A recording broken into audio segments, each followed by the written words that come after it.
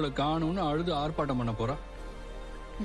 தூங்கிட்டு இருக்கிற குழந்தைய தொந்தரவு பண்ண வேண்டாம் தான் சார் நான் எழுப்பல. மிஸ்ஸுக்கு ஸ்கூலுக்கு லேட் ஆயிடுச்சு, அதான் கிளம்பிட்டாங்கன்னு சொல்லுங்க, அவ புரிஞ்சுப்பா.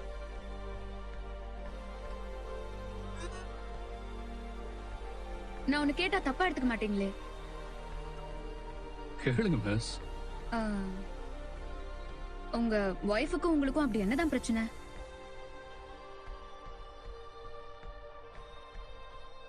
என்னடா இவ நம்ம பர்சனல் விஷயத்துல மூக்க நுழைக்கிறாளேன்னு யோசிக்காதீங்க. எனக்கு அம்மாவை பாக்குறதுக்கு ரொம்ப பாவமா இருக்கு, அதான் கேட்டேன். அம்மா இல்லையேன்னு அவ ஃபீல் பண்றதையும் கஷ்டப்படுறதையும் பார்த்து எனக்கே ரொம்ப கஷ்டமா இருக்கு. அதனாலதான் கேக்குறேன். சோ நீங்க தப்பா எடுத்துக்க வேண்டாம்.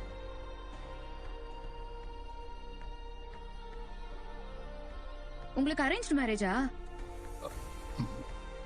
இல்லைங்க.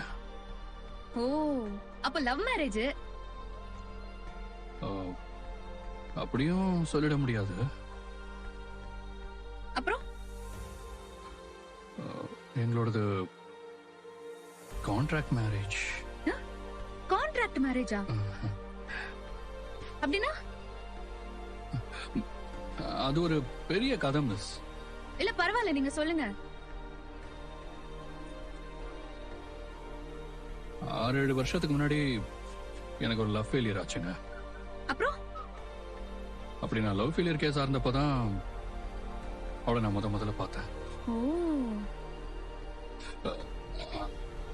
எங்க வீட்டுல என் தாத்தா பாட்டி வேற என்ன கல்யாணம் பண்ணிக்க சொல்லி ரொம்ப கம்பல் பண்ணிட்டு இருந்தாங்க. ஆனா நான் தான் சூப் பாய் ஆச்சே. என்னது, என்ன பாய்? அதாங்க லவ் ஃபெயிலியர் கேஸ். ஓ, ஆமா ஆமா. அப்புறம் பசங்களை பொறுத்த வரைக்கும் ஒரு பொண்ணை ரொம்ப சீக்கிரமா லவ் பண்ணிடுவாங்க. ஆனா அதே லவ் பிரேக்கப் ஆயிடுச்சுன்னா அதை மறக்கிறதுக்கும் அதுல இருந்து மீண்டு வர்றதுக்கும் ரொம்பவே கஷ்டப்படுவாங்க.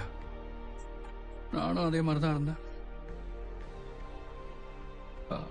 அந்த மாதிரி நேரத்துல நான் எப்படி இன்னொரு பொண்ணை கல்யாணம் பண்ணிக்கிறது?